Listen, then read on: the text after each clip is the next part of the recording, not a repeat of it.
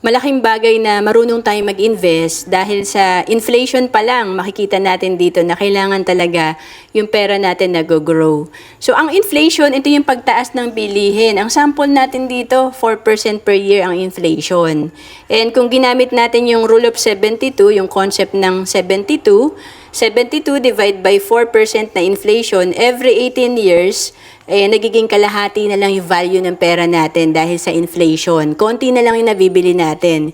Kaya nga dito, dati sa 1,000 pesos mo, ang dami mong nabibili. And then, after 18 years, talagang parang worth 500 pesos na lang yung iyong 1,000 pesos. Bumaba na yung value niya. And 250 pesos na lang after 36 years. Ibig sabihin, kung may 1,000 pesos ka ngayon, para mabili mo yung the same na nabibili mo ngayon sa 1,000 pesos mo, after 18 years, dapat meron ka ng 2,000. Kumbaga sa grocery, yung dami ng grocery mo ngayon, dapat mabibili mo yan kung lumalaki din yung pera mo.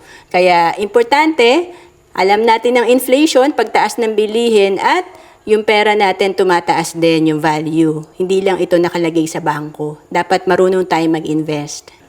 Kaya nga kung iisipin natin, kung 4% per year ang inflation, dapat pala yung pera natin lumalago or kumikita ng interest ng 4% or more. Dito sa sample natin, kung nakakapag-ipon ka ng 10,000 per month at ito ay nilagay mo lang sa savings account na kumikita ng less than 1%, at kung nagawa mo to in 20 years, nasa 2.46 million lang ang value ng pera mo after 20 years. Pero pag natuto ka mag-invest, halimbawa kumikita ng 12% per year on the average, after 20 years, ito ay nasa 8.65 million. So, ang laki ng difference. 2 million lang kung tayo ay nag-ipon sa less than 1%, pero pag tayo ay marunong mag-invest, ito ay nasa 8.65 million. At kung naghahanap ka kung saan ka ba pwede magsimula mag-ipon at mag-invest, pwede ka sa Kaiser na dito sa Kaiser 7 years to pay lang, 20 years maturity. Ito ay pwede sa 10 years old hanggang 60 years old.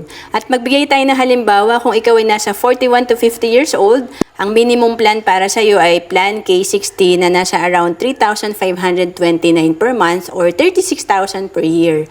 And dahil 7 years to pay to, ang total investment mo nasa 247,050. Sa total na investment mo na 247,000, pag ito ay nag-mature after 20 years, ang projection nito nasa almost 700,000.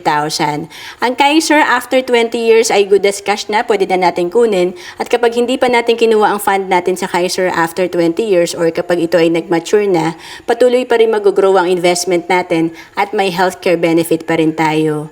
And kung OFW ka, pwede ka sa Kaiser. We have online application. To know more about Kaiser, message mo lang ako sa Facebook, Roan Celis Capistrano, or email me at roan.capistrano@gmail.com.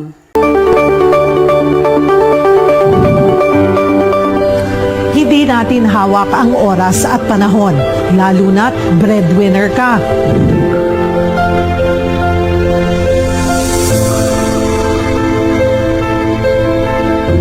Paano kung magkasakit? Paano kung agad tayong kunin ni Lord? O kaya naman, tumanda na walang ipon? Mga tanong na kailangan ng kasagutan at dapat paghandaan. Bilang breadwinner o inaasahan ng pamilya, dapat may Kaiser ka.